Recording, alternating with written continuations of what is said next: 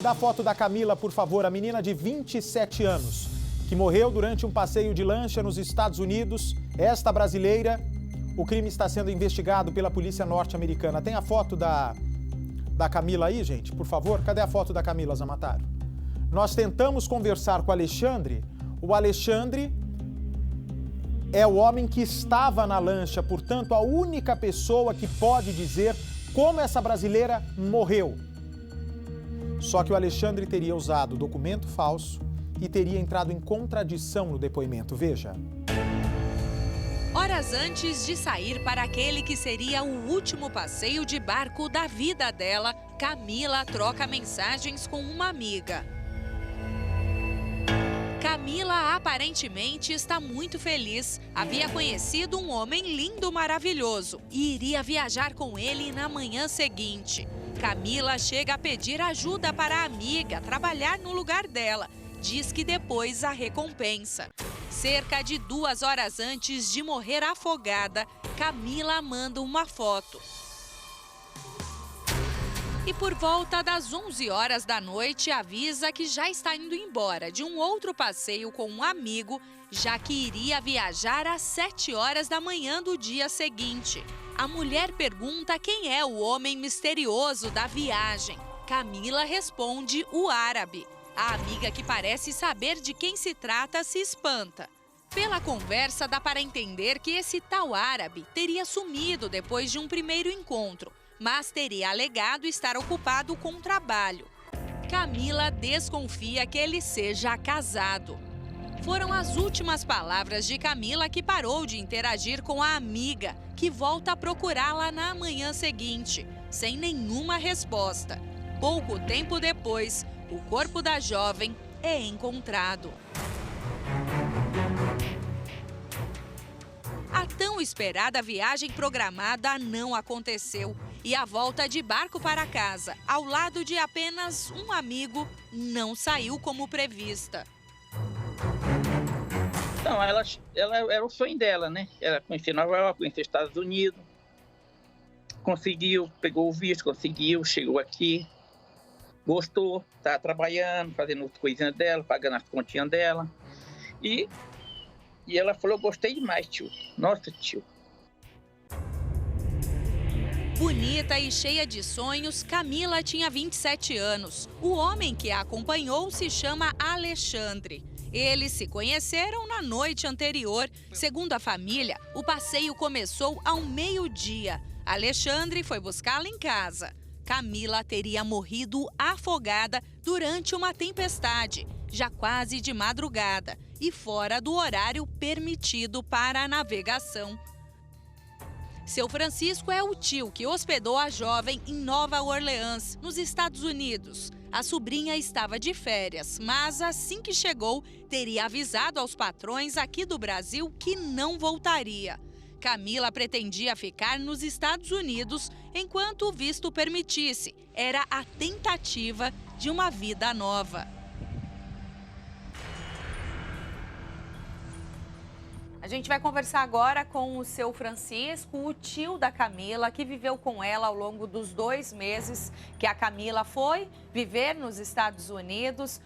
O tio que a acolheu, então, foi o parente mais próximo e, por isso, então, é quem está ajudando a família com informações sobre o que aconteceu e também quando o corpo dela será trazido aqui para o Brasil, né, seu Francisco? Tá difícil essa situação? O que o senhor conseguiu descobrir sobre toda essa história? Por enquanto é mesmo de sempre, né? Do acidente, que teve o acidente, ela afogou. O senhor teve contato com esse homem que estava com ela no barco? Tenho. Até conversei com ele ontem para ele dar uma entrevista.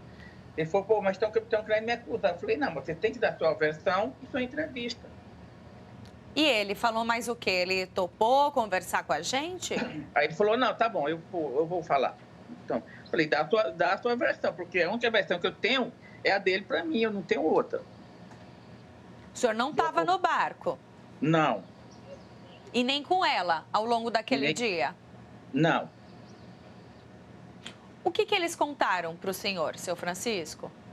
Ele contou o seguinte, que foram para a prainha, lá conhecendo um casal de americanos, e foram para casa dele, que em outra marina do lado.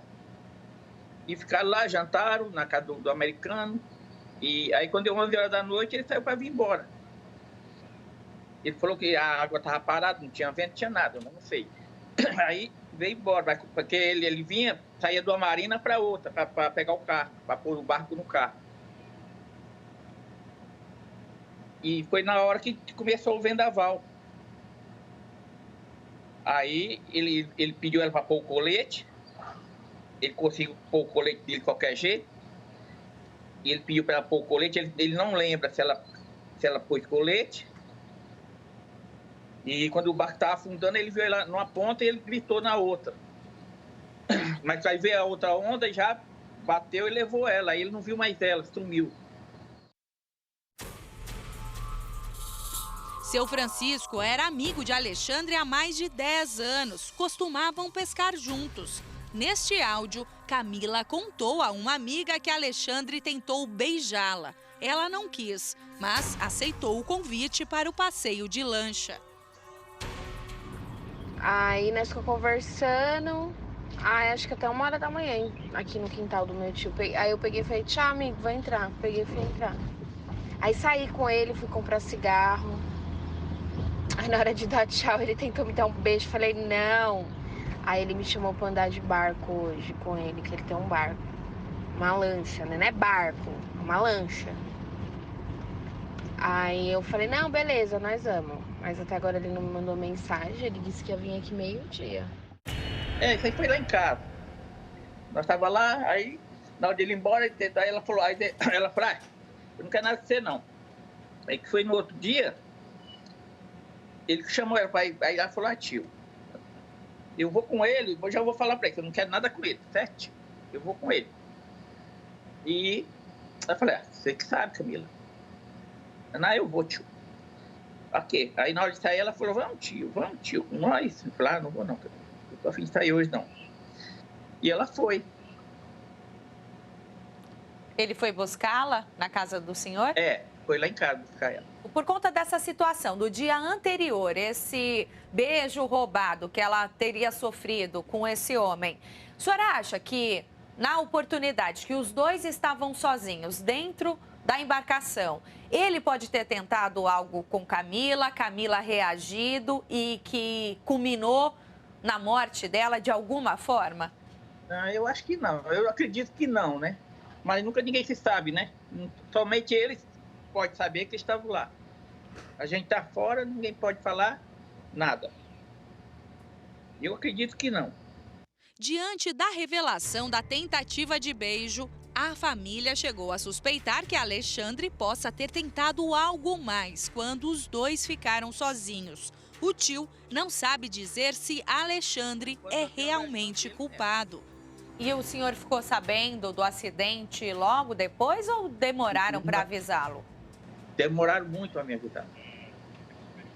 Quanto tempo depois, seu Francisco? Me avisaram, já era 11 horas da manhã, quase meio-dia, na hora que acharam o corpo. Mais de 12 horas depois do acidente, então? Uhum.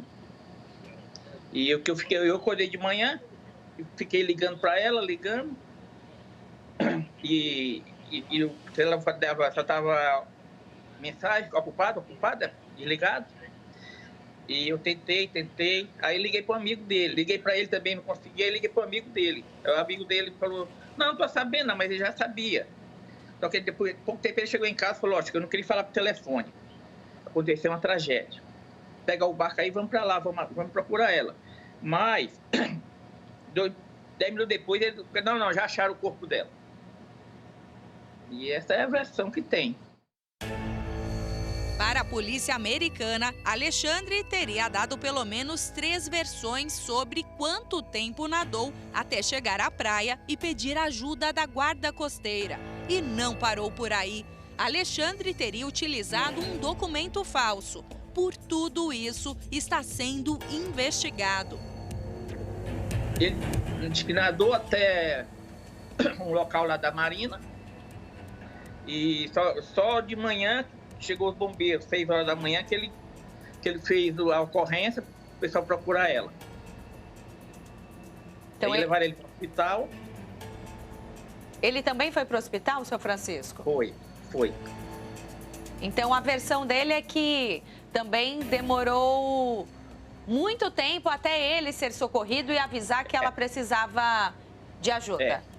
Porque o telefone caiu na água, perdeu tudo. Ele ficou no meio da água, sem saber contato nenhum. Só na parte da manhã que o bombeiro chegaram na Marina, que ele fez a ocorrência. Diante de toda essa situação, a família dela aqui no Brasil tem muitas dúvidas. Então, por isso, a gente tem uma lista de algumas questões que a própria família e também a reportagem necessita entender.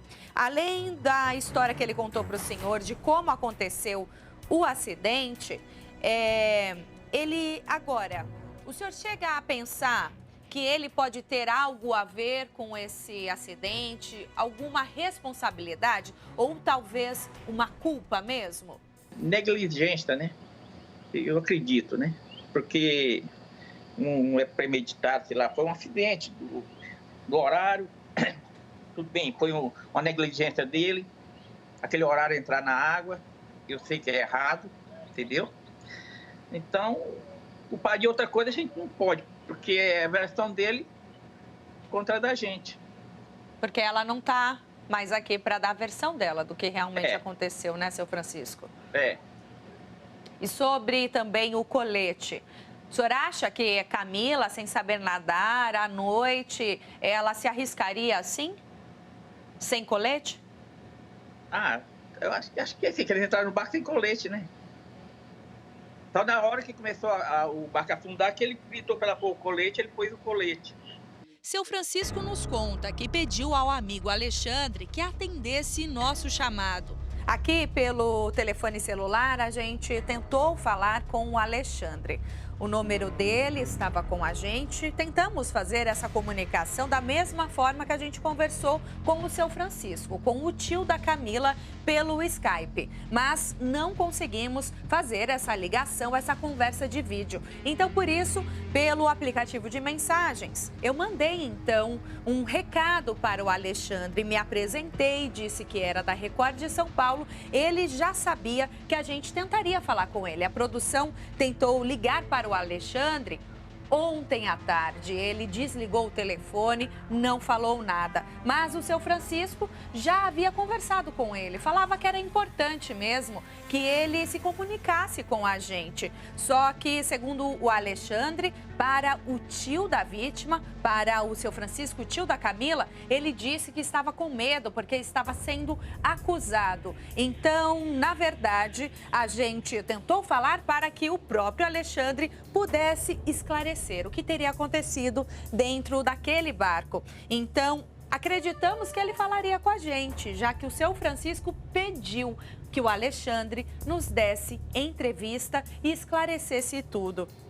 O Alexandre, então, recebeu as mensagens. Eu enviei o recado, disse que era da Record. Ele estava online, leu as mensagens, mas quando eu pedi para ele conversar com a gente por ligação, que acabamos de falar com o tio da Camila, a mensagem já não chegou mais. Então, aparentemente, ele me bloqueou, não respondeu as mensagens e é esse o retorno, então.